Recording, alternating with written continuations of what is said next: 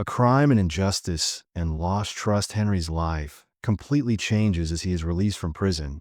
But with the past he left behind, the dangers that follow him, and a lawyer who is trying to reveal the truth, everything has to be reshaped. So what is the truth? And will Henry finally gain his freedom? Henry had just been released from prison, and from the very first minute of his freedom, he felt alone. He was so alone that no one had come. For him, he already knew that Henry had been a respected financial expert working in a bank for years, but one day, without understanding why he was arrested and thrown into prison, he was facing fraud charges, and allegedly, there was a lot of evidence in the case file. However, Henry had never seen those documents or the accusations, not even once, without knowing whether he was truly guilty or not. No one believed him. Henry's father was an ex-soldier. He was a tough, strict man to him. It didn't matter whether Henry was innocent, just as he believed his son was guilty. He was ashamed of him. After the trial, during the 5 years Henry spent in prison, his father never contacted him once. At that time, Henry's wife also left him. The scandal was all over the newspapers back then. The money that had been deposited into the bank was gone, and everyone blamed Henry for it. After that day, he lost the trust of everyone around him, and there were plenty of people who hated him while in prison. The criminals tortured Henry for years, trying to learn where he had hidden the money he was believed to have stolen. But Henry managed to survive now, as he was leaving prison, he was even surprised by that. But the worst part was becoming the target of the hate around him. He had no idea what was coming next. He didn't even know where to go. He had no money, and he didn't think he could find a job. The only person he trusted, the only person left behind, was his old friend James. On the first day of his freedom, he stepped out of the prison gate and started walking on the snow covered streets. He was alone, but somehow the sound of the snow gave him some peace. When he came across a phone booth, he took out the paper with James's number written on it and started dialing. On the other end of the line, James's voice was heard. He was surprised when he heard Henry's voice, but he didn't turn his back on him. "Henry, is that you?" he asked, a bit scared. James was a little uneasy about hearing him after so long, but most importantly, he didn't want to turn his back on his old friend. James invited Henry to the bar where he worked. The bar was far away, but it seemed like Henry's only option. He started walking along the river bank. The cold wind was tinging his skin, but his steps didn't slow down. The quiet moment by the river gave him some peace. At that moment, he felt one step closer to being free. Everything was covered in snow. The current in the river was strong, and the surface of the water was sparkling. The bungalows, which had been placed along the river for vacation purposes, hadn't been fully affected by the snow yet. After taking a few steps, Henry paused between the bungalows. A family was having a barbecue in their garden. Their children were running around, and their laughter filled the air with joy. The father was cooking the meat, the mother was setting the table, and everyone was happy together. For a moment, Henry watched that family and was taken back to the peaceful days he had once dreamed of with his ex-wife back. Then maybe on a summer day like this he had imagined a similar moment in the garden of a bungalow. But now that life was far behind him. After he was imprisoned, his ex-wife had left him. All the dreams and hopes they had built together vanished in an instant. The pain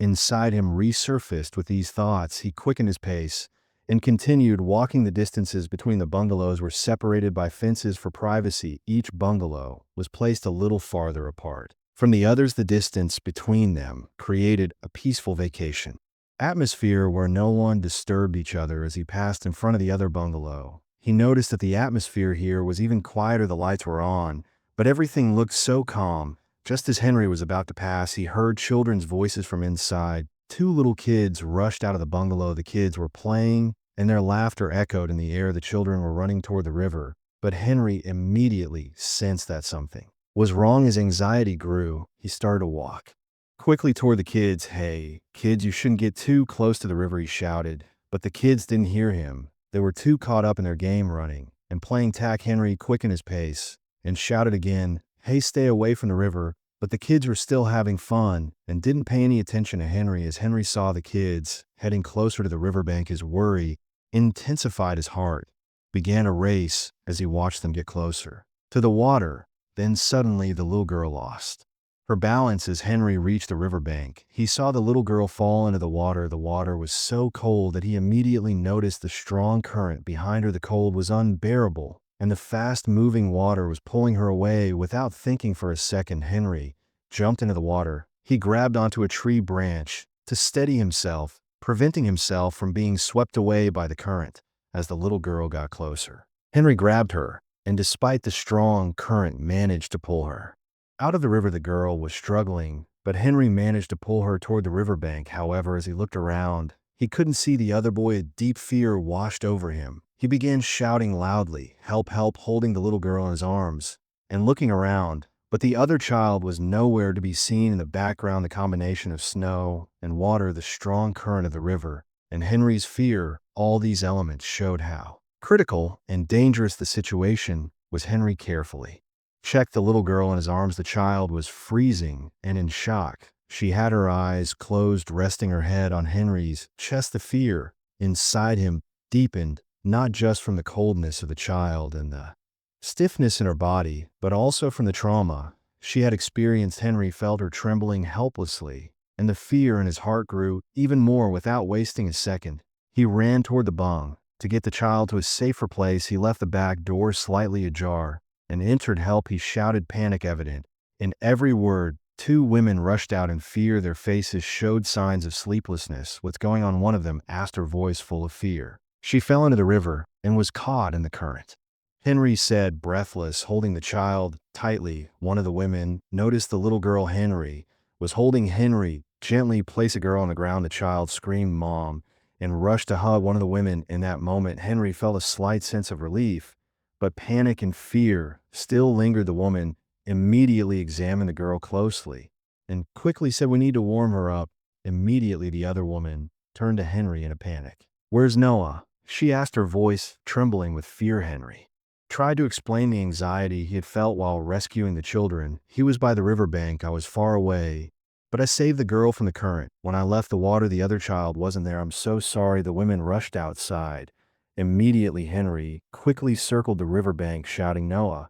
But the little boy was still nowhere to be seen. Henry's eyes anxiously scanned the area. Meanwhile, the woman was searching in the opposite direction for her son. But the worst didn't happen. Noah emerged from behind the trees, crying. Henry found him, picked him up, and shouted loudly, "I found him." When the woman heard Henry's voice, her eyes filled with tears and desperation. She embraced, braved her son, and the tears flowed quickly, holding her child's hands tightly.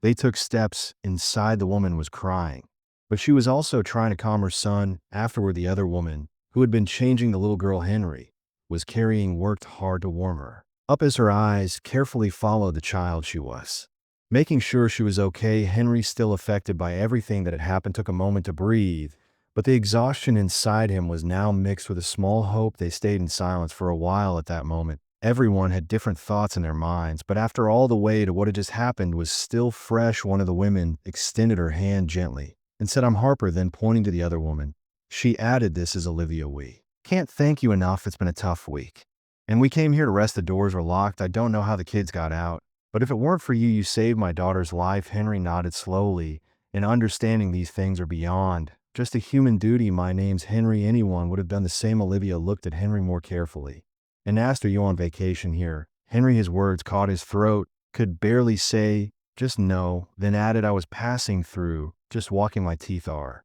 chattering." Harper looked at Henry and said, "Oh my God, you came out of the river. You must be frozen. Let's get you some clothes right away." She and Olivia went toward the bedroom. After a while, Olivia returned with a hoodie and a pair of sweatpants, saying these should fit you, and handed the clothes to Henry. Henry thanked her and took the clothes, then changed in the small room Olivia had shown him. When he came out, Olivia and Harper seemed a little calmer. Harper gently said, "Please sit by the fireplace and warm up, relax for a bit." While Henry warmed up for a few minutes, Harper brought him a cup of coffee. "Thank you so much again," Harper said sincerely. Henry looked at the coffee cup and said, "I should be the one thanking you for the coffee. I don't want to be a bother. I'll drink this." And Levy said, a bit embarrassed. Harper smiled gently, "No bother at all. If it weren't for you, I don't know what would have happened to us." She then continued, not taking her eyes off Henry, "Olivia is my sister. She's going through a divorce. I took the kids and brought them here to get her away from everything. Something like this would have been a disaster." Henry looked into Harper's eyes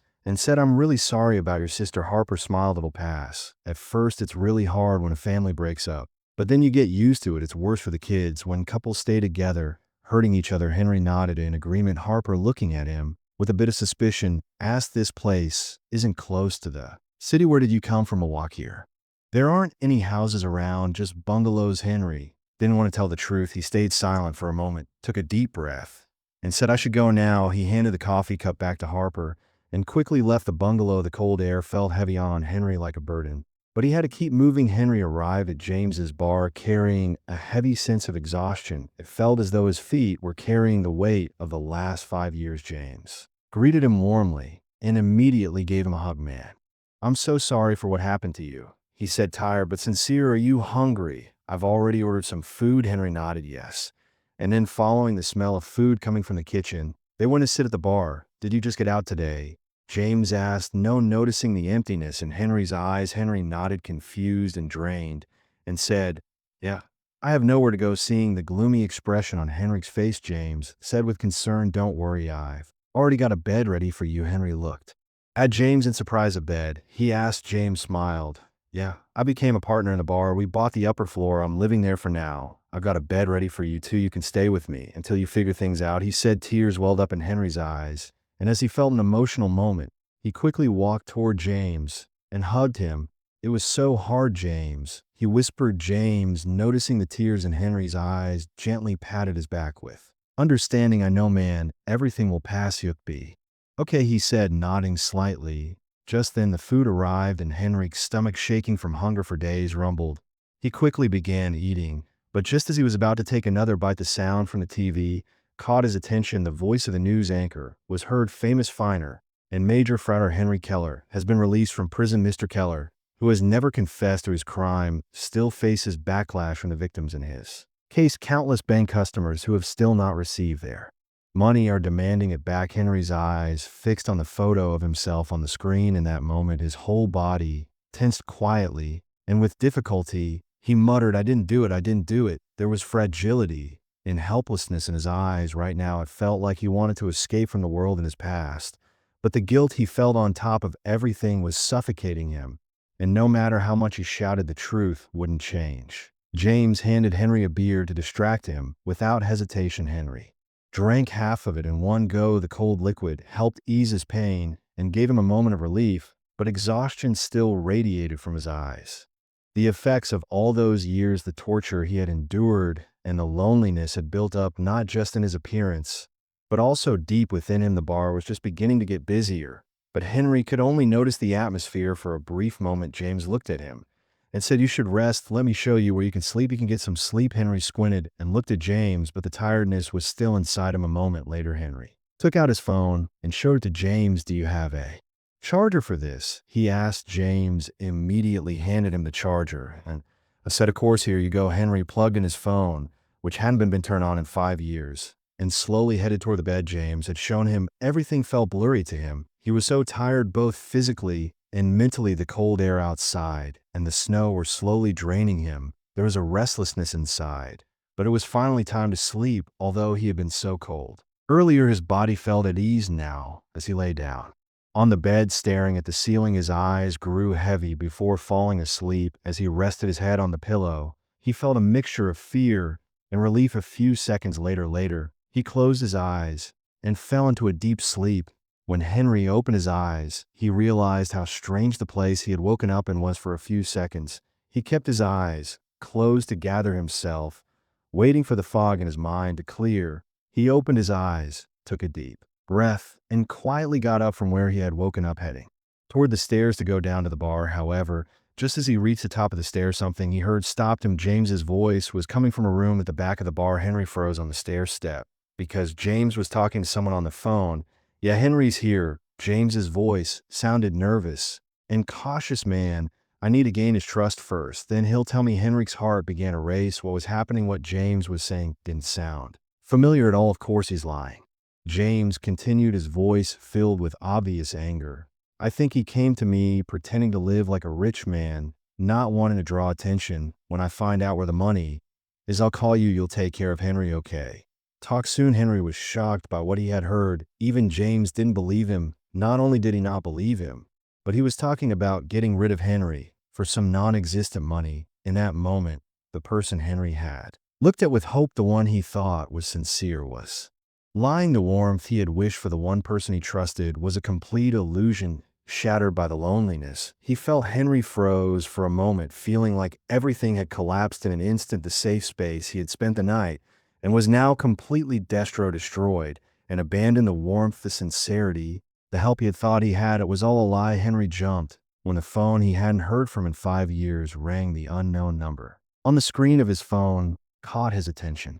However, in that moment, he chose to ignore it, thinking about the treacherous plan James had set up for him, the anger and disappointment building inside him. He tossed the phone into his pocket. He wasn't safe here. They had broken his trust so easily, so simply. Henry sighed deeply, quickly packed his bag, and headed down to the bar. He acted as if nothing was wrong, trying his best to make everything feel normal, even though it was incredibly hard. James, seeing him cheerfully, said, "Man, did you rest? You've been asleep for hours." His voice still carried that old sincerity. Henry forced a smile, but inside there was an emptiness. "Yeah." He said, "Thanks for everything, man. I have to go now. I need to meet someone, get a job." James looked a little more puzzled. "Okay, but isn't it still early with everyone remembering your face from the news? Is it really safe to go out?" Henry pulled himself together and replied, "Thanks for worrying, man, but I need the money," he said. There was still a hint of hurt in his eyes, but nothing showed on the outside. James smiled and pulled out a $100 bill from his pocket. "Hey, this might help," he said, handing over the money with a grin.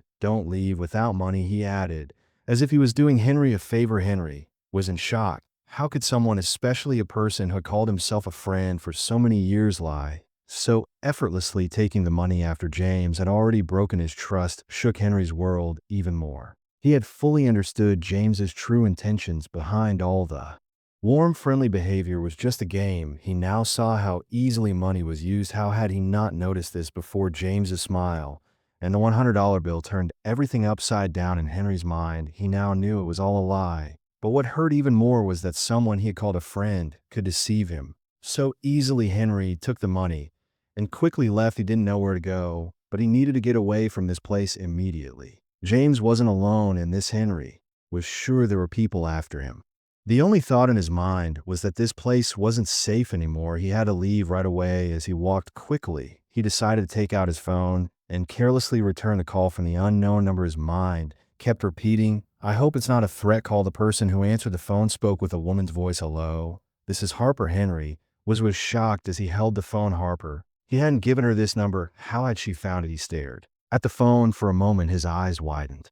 "Hello," Henry said hesitantly. Harper continued with a warm tone, "I recognized you from the news. I found your number. Will you meet with me?" Henry was on the verge of losing it, but he had to stay patient. "Okay," he simply said. Harper gave him the address of a cafe, and Henry, pulling up his hood, started walking outside, lowering his head slightly to avoid being recognized. The cafe was a quiet, isolated corner restaurant. When Henry arrived, Harper was sitting at a table in the far corner, dressed in a smart suit. When Henry approached, she smiled and extended her hand. "Thank you for coming," she said. Henry hesitantly shook her hand and asked, "Why did you want to see me?" Harper took a deep breath and, looking at Henry with trust in her eyes, said, "I know this might seem strange, but I believe you didn't do what they said in the news. If you tell me the whole truth, I can help you." Henry laughed to himself. Since the day he was locked up, he thought he had only shared the truth with everyone. "Harper, I've been locked in prison, and I've only shared the truth with everyone," he said, slightly bitter. Harper shook her head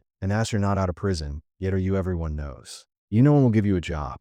You have enemies, and you don't even know them. So how are you going to live?" "I'm a good lawyer in my known field. I've worked for elite celebrities and politicians. If I say I can help you, I believe in you, and I want to uncover the truth behind all this." Henry looked at her with suspicion. "Why do you want to help me?" he asked. Harper took a deep breath, and then, looking at Henry with clear trust in her eyes, answered, "Because you saved my daughter's life. I saw it in your eyes. You're not the kind of person who would ruin or steal someone's life." Harper paused for a moment, then asked once more, "Will you let me help you or not?" Henry felt the weight of everything. This offer felt like a way out, but he had to accept it before it was too late. "Yes," he said, "I'll tell you everything." Harper took Henry to a luxurious apartment. "Only my staff and I know about this place. You'll be safe here," she said as she closed the door and invited Henry inside. The apartment was grand and modern, with every detail carefully thought out and a view of the city. "I host my important clients here. This is where we decide what to do," she added. "That's why it's kept extra secret."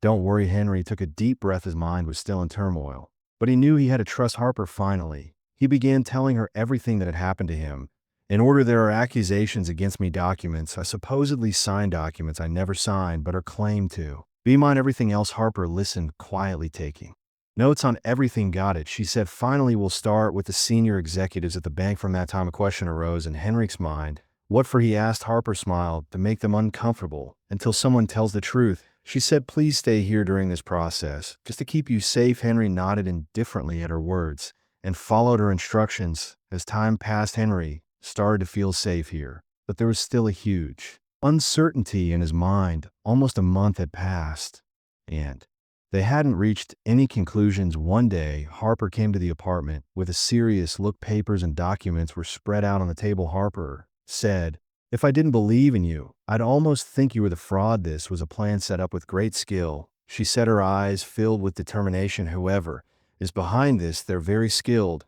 But we're getting closer. Henry paused. Has anyone gone through something like this before, he asked. Harper took a deep breath and thought for a moment. Not in banking, but once there was an agency, she said, her eyes widening. Oh my God, she said. Alexander Becker, the bank's wealthiest customer, the one they claimed you stole from an agency owner. Something similar happened within the agency, and he was a celebrity client of the agency. How didn't I see this? What if it's a client who would suspect one of the victims? Harper's eyes still sparkled with frustration. But we discovered that Alexander was working with a huge hacker group. Maybe he got the bank hacked. I'll look into this. Henry was in shock, but he had to believe in the truth of what Harper was saying. The facts were emerging as they were pursued. Harper was right, and he felt that with this, they could clear his name. A few weeks later, with police assistance and cybersecurity support, Harper uncovered the bank's operations. The supposed victim was actually guilty, and the real criminals were much deeper in the case. The resolution of the case involved courts, hearings, and media coverage. In the end, Henry was exonerated, and he was in shock at the result. There were only a few people left in his life who had believed in him. But after all those years of accusations and injustice, it had finally come to an end. Harper had not only been his lawyer, but the person who saved his life. As Harper and Henry walked out of the courthouse victorious, Henry was shocked by what he saw in front of him. His father and ex-wife were standing outside the courthouse. Henry quickened his pace and walked towards his father.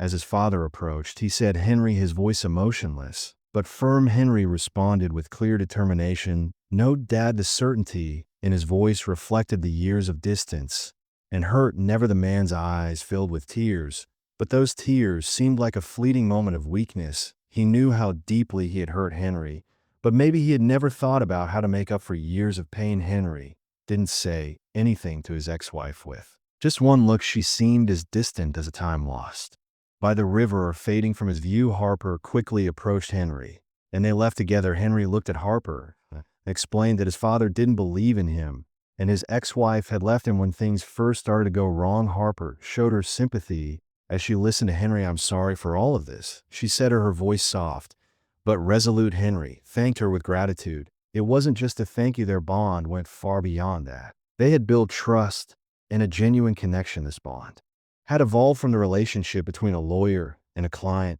to something much deeper for both of them. Over time, Henry and Harper's relationship grew stronger and more certain. Their love slowly blossomed and became official. Henry, though he was still getting to know himself, was ready to spend his life with Harper, the person who had believed in him and always stood by his side. He dedicated himself to making her happy every day. Harper, as a supportive wife, truly became a part of Henry's life.